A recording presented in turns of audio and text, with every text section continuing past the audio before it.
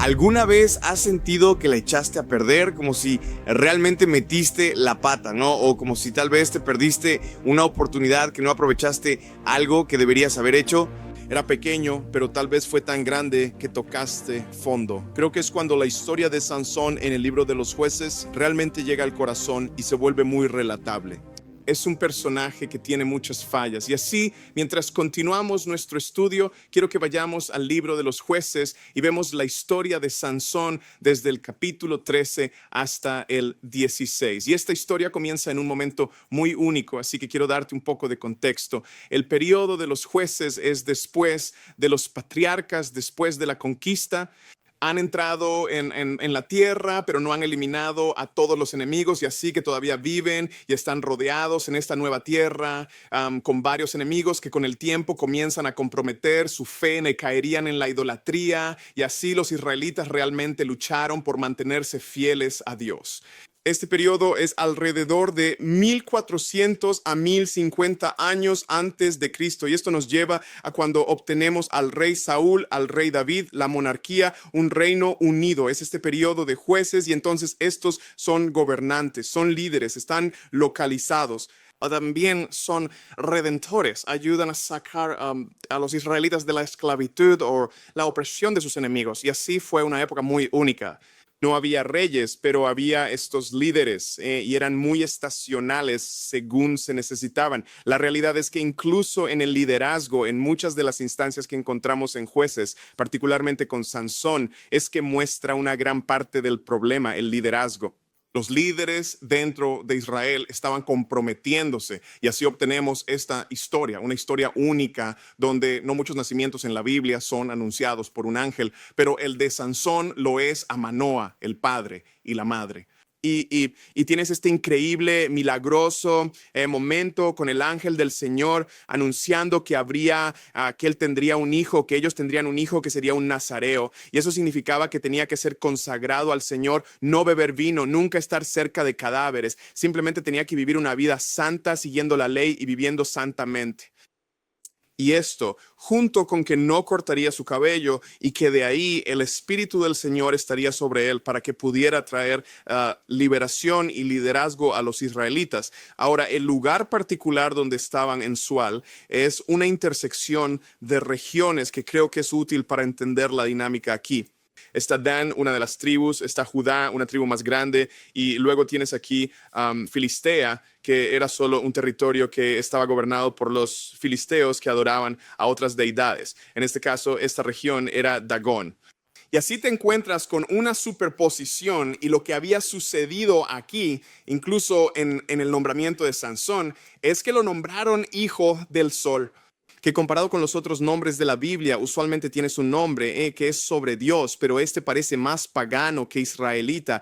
Y así creo que eso en sí mismo también te muestra que aunque estos padres estaban consagrados a Dios, parecían entender, oh nazareo, esto es importante. Todavía había una asimilación que había ocurrido incluso con las personas que estaban más entregadas a Dios. Y así la vida de Sansón está llena de pequeños compromisos a lo largo de su historia. A veces pensamos que el giro de la trama es cómo pudo contarle a Dalila su secreto, ¿verdad? Sabemos que después de un tiempo se encuentra con esta mujer que es filistea, y la usan para hacer caer a Sansón y que revele su secreto. Sabían que había algo que él guardaba que le daba su poder y su fuerza para derrotar a los filisteos, ¿verdad? Entonces querían sacarlo de allí. Y muchas veces creo que si estás familiarizado con la historia o la aprendiste en la escuela dominical, es una historia muy conocida. Y pensamos, es cuando le cuenta a Dalila, sobre su cabello. Y pensamos que eso es realmente la sorpresa, y es sorprendente. ¿Cómo podría él dejar pasar la oportunidad? Dios le había dado poder, favor. Desde el principio, antes de que naciera, fue anunciado como un libertador. Y aquí va, y es lo que el enemigo compromete y les dice realmente cómo deshacerse de su poder y de su oportunidad que Dios le había dado. Y lo que no notamos es que desde el principio y como joven, él navegó físicamente, geográficamente, pero también espiritualmente, esta línea media, esta barrera, este límite, de hecho, entre Dan, Judá y Filistea. Y él navegaba por esas ciudades a menudo, muy a menudo, entrando en la tierra de Filistea. Y es allí donde conoce por primera vez a su esposa, una mujer filistea. Sus padres dicen, no deberías ser. Finalmente ellos aceptan, se casa con una mujer filistea y muchas cosas suceden a partir de eso. Mata a un león en una ocasión, conocemos esa historia de su fuerza, pero lo que no nos damos cuenta es que come de él y regresa y toma miel de él y parece como, eso es aleatorio. Pero la realidad es que esto fue otro compromiso. Verás, como nazareo no se suponía que debía tocar un cadáver y entonces esto sucede. Y luego va de nuevo y viaja a Filistea y se acuesta con una prostituta y así es como entra en contacto. Está constantemente navegando esta línea de sé lo que estoy haciendo y soy fuerte. Yo puedo con esto, autosuficiencia, no hubo rendición, no hubo fidelidad a Dios, parece que solo estaba haciendo lo suyo. Y no ese es el caso para muchos de nosotros que a veces simplemente sentimos que yo puedo con esto, yo sé esto y conseguimos cosas y hacemos cosas en nuestros propios ojos, lo que es bueno en nuestros propios ojos. Y esa es particularmente una frase en el libro de los Jueces que se usa para describir cómo era este periodo, que todos simplemente hacían lo que era correcto en sus propios ojos. No se trataba de lo que es correcto a los ojos de Dios.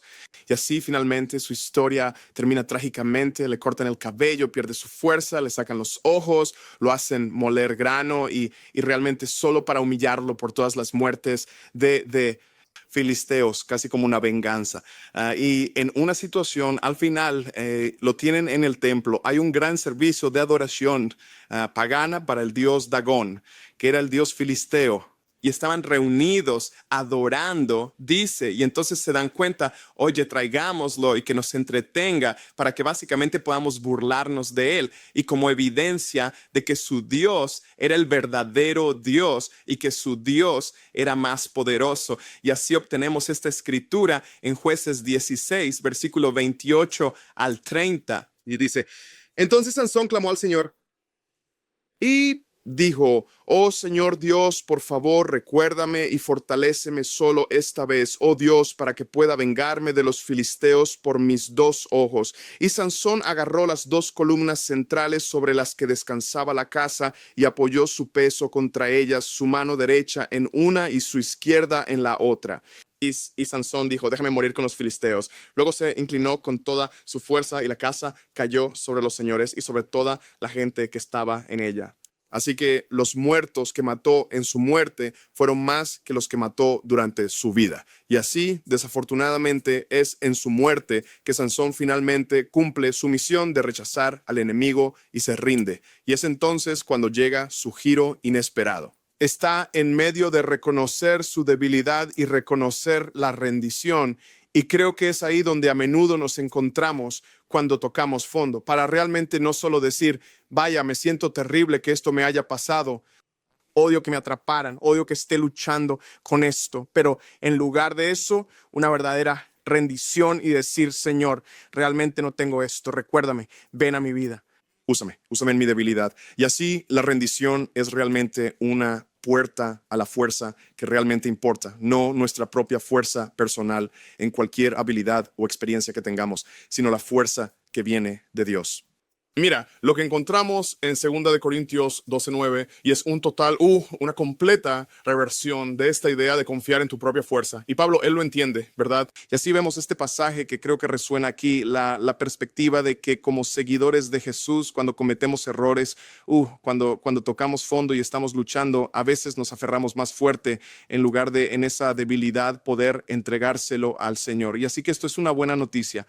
2 de Corintios 12:9, pero él me dijo, mi gracia es suficiente para ti. Este es Pablo, porque mi poder se perfecciona en la debilidad. Esto es Dios hablando a Pablo y dice, por lo tanto, me gloriaré aún más de buena gana en mis debilidades, para que el poder de Cristo repose sobre mí. Mira, cuando realmente llegamos a experimentar poder y fuerza, es cuando nos rendimos y reconocemos, Señor, eres todo lo que necesito, que eres a quien necesito alardear y no estar tan enfocado en mí mismo o distraído o comprometiendo en el camino y luego encontrarnos poco a poco teniendo un giro inesperado propio y no un giro inesperado que Dios trae a nuestra historia.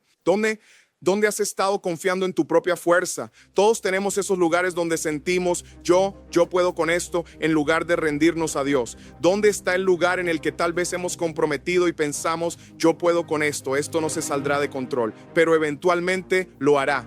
Hay un lugar en tu vida donde has tocado fondo y simplemente no has regresado y usado esto como una oportunidad para rendirte a Dios, y así donde sea que estés, ya sea algo pequeño, algo que acaba de comenzar o algo grande con lo que realmente estás luchando para volver a Dios, si nos rendimos, Dios está ahí para venir en nuestra debilidad y llenar nuestras vidas y darnos el giro inesperado que necesitamos.